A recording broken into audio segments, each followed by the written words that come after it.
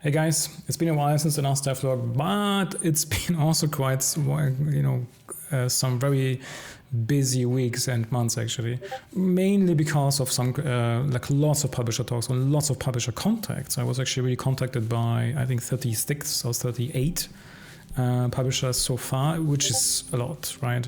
And so there were certain things that were just super important, and also to get the build kind of better, to showing it off, but also for the Steam demo, right? So the Steam demo release in a few weeks is kind of like the major, the big goal currently, where we will basically just show whatever we have, and even if it's a bit unstable, right? So until then, I actually plan to show off the game, on a weekly basis. I basically just share some progress and then show you some of the new stuff.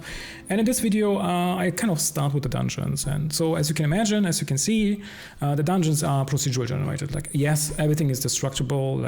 So far, we will probably change it in the future for gameplay reasons, but you can actually do all kind of crazy stuff. Yes, it really goes down multiple levels. There are enemies, there's loot, as you expect, a dungeon crawl, because I am very much into dungeon crawlers, so this is actually something that I really wanted to do, right? And what also happened a lot is, which is perhaps not so super exciting, as dungeons, mechs, speeders, and so on, is actually other tutorials, right? So I've been thinking a lot about how to improve the kind of the onboarding for the players, right? So that you kind of get an introduction to the game. So right now here in this video, you can see me I'm doing really basic stuff. So the initial tutorial kind of currently starts with mouse controls, movement, and then it's gradually gets more and more complicated, crafting, picking up stuff. And yeah, this was quite a hassle actually to implement, because you can, if you think about UI and you think about tutorial, in particular in a game like this, where there is building, crafting, all of kind of the crazy shit, you can do so much. And so yeah, and we also have some help tags, you see in the UI. This is currently not visible in this video, but you see almost everywhere some question marks, and these are kind of help you also a bit to understand the UI.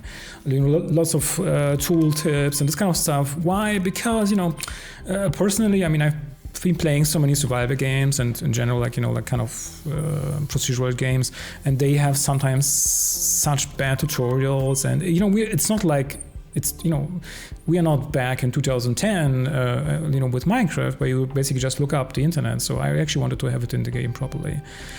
All right, so the next point is what's actually pretty cool. It's actually been in the game for a while, but I think I never really showed it. Of course, we have some strange biomes, and there are actually more coming. So this is the fungus biome, which is so we have kind of the base biomes, like forest, grassland, and so on. And then you have, of course, on top this really strange stuff. There's a whole mechanic behind in the game. I think I mentioned this one of the past devlogs, because this biome is also dynamic, so it actually grows and it actually reacts to some of your actions, which I will not cover in this video. It's something linked to the gods and to the altars and to the sacrifices. So there's a whole mechanic, and it's basically the whole planet transforms into this kind of biome, and we will of course add different versions of this biome, right? So it is kind of a sickness, so the planet is dying or the planet is actually changing. But this is more an indicator that yes, I'm actually fully aware that I don't want the game to be just about forest and grassland and blah, but really some really exciting and cool stuff. And it means yes, there will be also moon biomes and Venus or whatever, where you can actually literally play on a completely different planet if you want to, right? In this section, I am showing kind of the scale of the world. I think there was sometimes a few questions, how big is actually the world? And by the way, this I'm not covering it right now, but this is by the way a claim building. So this is kind of how you can actually claim territory, but just a side note. But what you actually see is here in this video, hopefully, you see how big the world actually is. So yes, you see also a scale info and at the bottom left. And of course, when you zoom out very far, by the way, you just saw also the red color. This is kind of your player color. And here I basically just teleported somewhere else. But the teleporting is a different thing. This is just now for testing, but it kind of shows, you know, how dynamic the world is, and it really like loads like instantly. And you even see like in the top right corner, you see actually the buildings and the streets. So yeah, we actually kind of made this possible, and it's cool. It's actually pretty. It's actually working pretty cool. I just wanted to, you know, give you like also like a hint about this, because I'm not sure how many games actually did that before.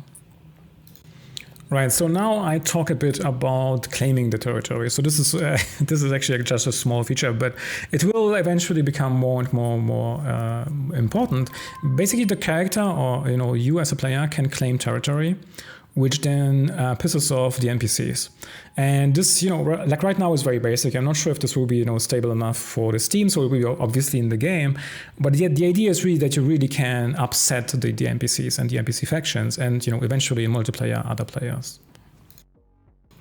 By the way, interestingly, only a few players actually ever ask, you know, how actually does it look when you enter a building? And I'm not sure why. I think that you kind of like imagine it to be like in other games where it's simply not happening or whatever. And no, it is. Actually, this is our game is really so dynamic that you can actually enter the buildings. And so which means if you change the buildings, this is, you know, how kind of looks. Of course, this is still in development, still in progress. So we are still improving this kind of mechanic. But I hope it gave you like an impression how, you know, how important this is, because I think if you build like a huge, this one is even more difficult because the building itself is kind of super small. Right, so the next point, archaeology. So this is just a small hint, right? So I am of course adding, you know, like mini games to the game and, you know, all kind of mechanics. So archaeology is something that actually is coming in. So you actually excavate certain, you know, this is kind of like a quest thing, and then you like develop it. And so I really like this idea of kind of like Indiana Jones in the game. And so when we look at the social screen, damn it. It's actually pretty cool. So I was just killed.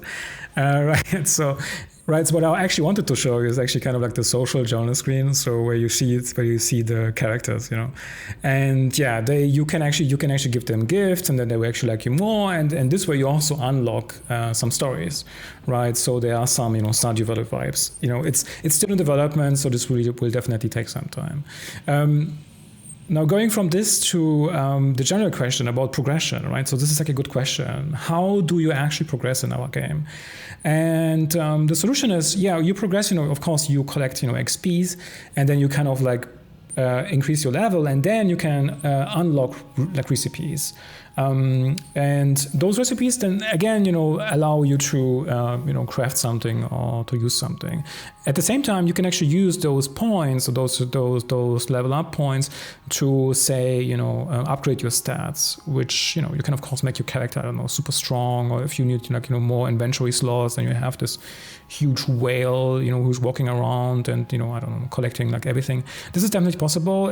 You know, dancing is also a feature, by the way, in the game. I'm not sure if you like make it stable until the demo, but yeah, it's definitely a thing which I will maybe cover in the future, because it's important for some NPC interaction.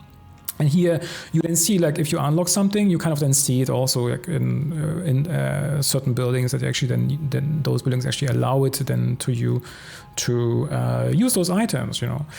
And because, you know, like each building also has a certain number of recipes, and then if whatever, you know, you then if you unlock more, then you can actually then, you know, craft more and do more stuff, right? Yeah. So I'm also adding this video in particular because it shows the Mechs a bit, just because I'm too lazy to record like the Mech management.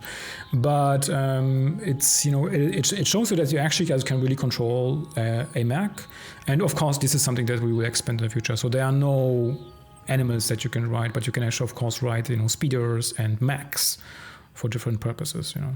So I hope this was interesting, because this is now it. Yeah, so towards the end, I would like to talk a bit about the publisher thing, which I actually will cover once there's a decision, once the decision is made. It is very interesting, you know, like 36 or 38 publishers. This is interesting. Also, like how big some of them were. Some of them are way bigger than Ubisoft, by the way. So this was a bit unexpected, and it's very interesting. And but also like very many, like very tiny ones. So this really kept me busy. So all we do, we just try to create like an awesome game. We are still like a very small team, actually still self-funded, and until this Steam demo, I will just spam you with more content. So this is all we will do now. All right, then see you soon.